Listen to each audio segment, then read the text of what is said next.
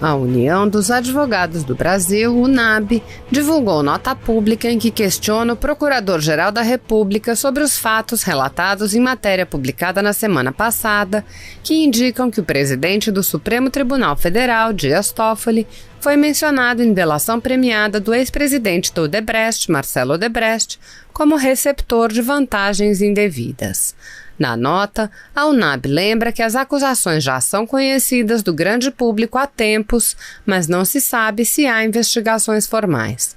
Os advogados pedem ao Procurador-Geral da República que esclareça publicamente quais são as informações conhecidas.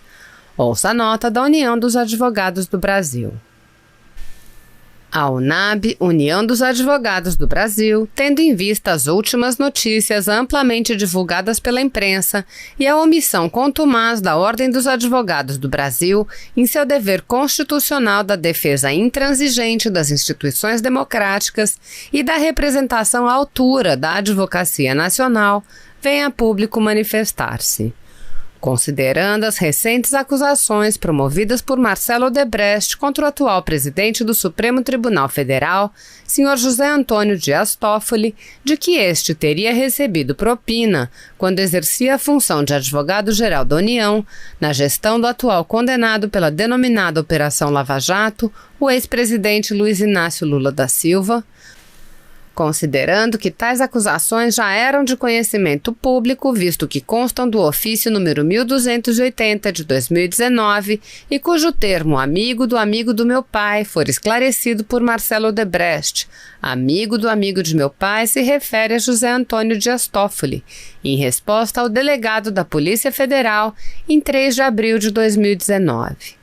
Considerando que tal acusação também consta da petição 8.319, distribuída em 4 de agosto de 2019, num processo sem número que for autuado na forma física, do qual não se tem acesso, importando não apenas em processo sigiloso, mas sim secreto.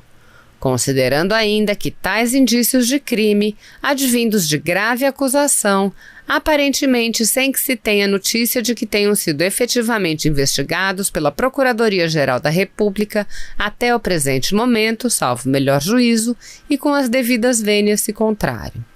Deliberamos pela seguinte conclusão que segue em nota. Requeremos que o excelentíssimo senhor Procurador-Geral da República adote todas as medidas competentes para que, no exercício de suas funções de direito, traga a público conhecimento pleno sobre a existência de eventuais investigações, se houverem, posto que se trata de fato de interesse público, envolvendo o presidente da Suprema Corte Constitucional e que jamais poderia tramitar secretamente como ocorre. Com estas poucas palavras, a UNAB, reafirmando seu compromisso com a democracia e seu inerente Estado de Direito, caso ainda não tenham sido iniciadas as investigações acerca dos fatos em comento, vem a público rogar ao senhor Procurador-Geral da República que, exercendo seu dever constitucional, traga ao conhecimento dos cidadãos brasileiros todas as informações sobre o caso, que poderá trazer desestabilização ao ordenamento jurídico, haja vista que a eventual comprovação das graves acusações ensejará o imediato afastamento do presidente da Suprema Corte, como medida adequada, justa e imparcial, bem como poderá representar a declaração de nulidade absoluta das decisões do ministro da Corte Suprema, sem palco para convalidação, ocasionando enorme risco à segurança jurídica. Na certeza de que o douto Procurador-Geral da República atenderá ao chamado funcional, deixamos nossos préstimos da mais alta estima e distinta consideração.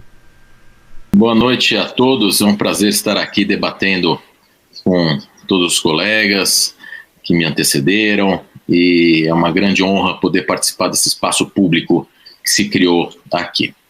O Supremo Tribunal Federal, eu estou lembrando as antigas devassas da época do Brasil Colônia. Para quem não sabe, as devassas vinha um magistrado e nomeado pela coroa portuguesa, ele abria investigações em toda a vila, em todas as casas, e a própria palavra diz, as devassas, né? Então tinha a devassa geral e a devassa especial.